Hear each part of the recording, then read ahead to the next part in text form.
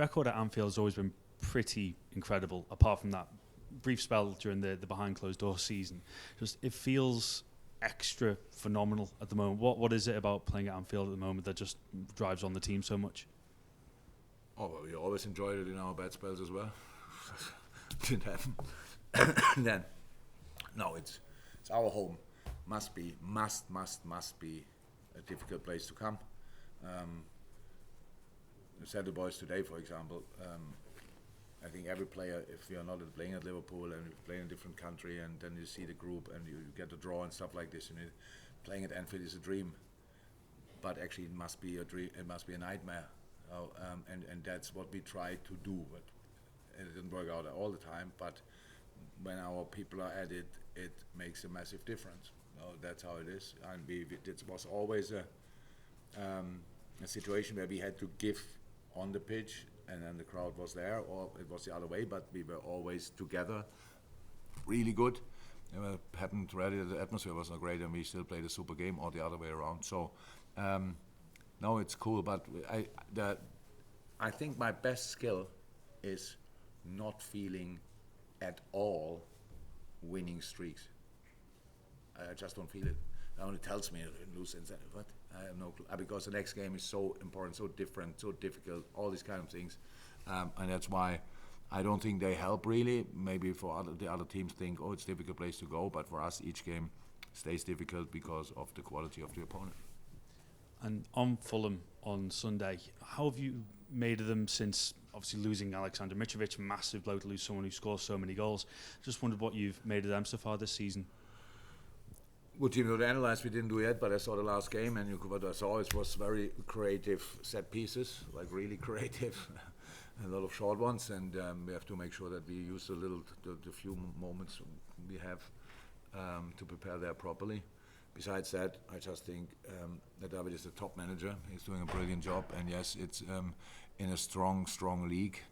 I think I won't say that Nasty were overachieving, but they did just particularly well. And now it's still like that. If you, that's a really good football team. It's a really good football team. How they set it up, with I don't know, Jimenez now up front, or will play or Vinicius, and then you have one of the greatest, the little curly one, greatest players the Premier League ever saw, still going and going and going.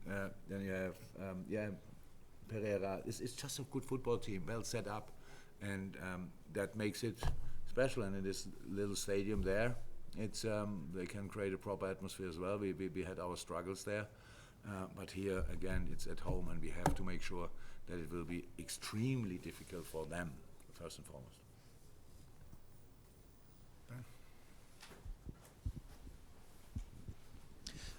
Jurgen, can I ask you about Quiveen Kelleher again? Just taking Alisson out of the equation for a second, but in terms of Quiveen and his skill and how you've seen him develop, because he's still a young keeper, but do you believe that he is ready, he's capable of being a number one at a club like Liverpool? Yeah, no doubt. No doubt. We see him every day in training. He's exceptional talent. Maybe we don't mention that name often enough, but it's a John Achterberg thing. From day one when I'm in, he told me this will be our homegrown boy who will make it. Since then, we see every step. He's now a man. He was a boy, now he's a man. And yeah, but top goalie, no doubt. It feels like Alisson's not going anywhere soon, obviously. So how's this next challenge now he's at this stage, Quiveen, to keep him focused, committed, and encouraged by his future here? He's in general a focused person. You will not see him in a bar tonight celebrating the goal, the clean sheet. So that's not a problem. So Quivi is prepared for that. He wants that now.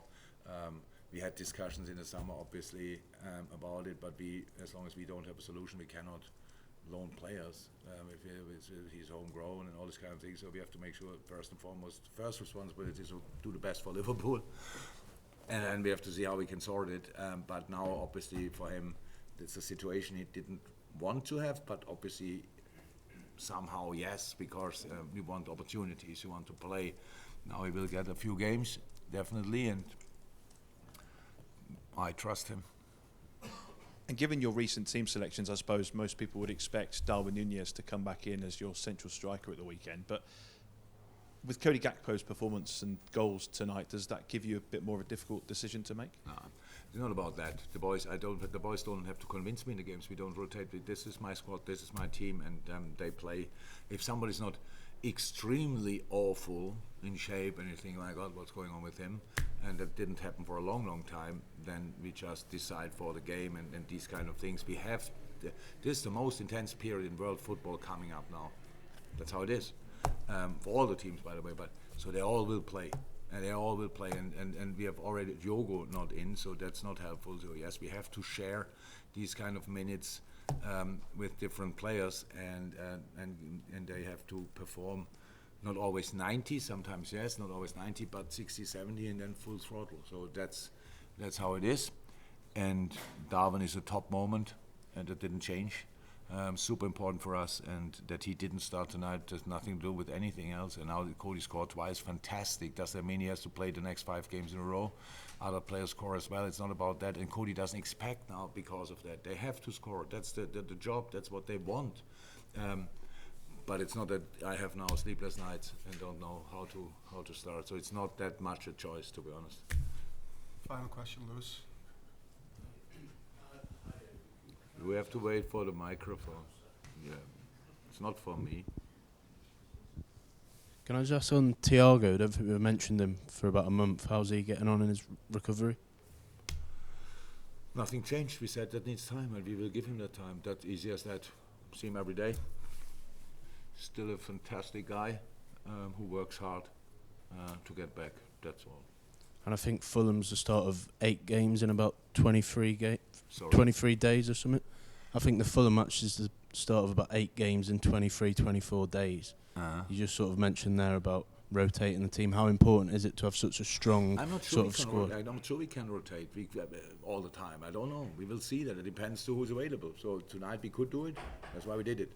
So because when you lose it to lose, for example, then people tell you too much changes, whatever, these kind of things, no rhythm. I think it myself. When I saw the game and thought, was that the right decision? So that just the problem is it's already done. So, but we have to do it, and as long as we can. But I don't know if we can do it.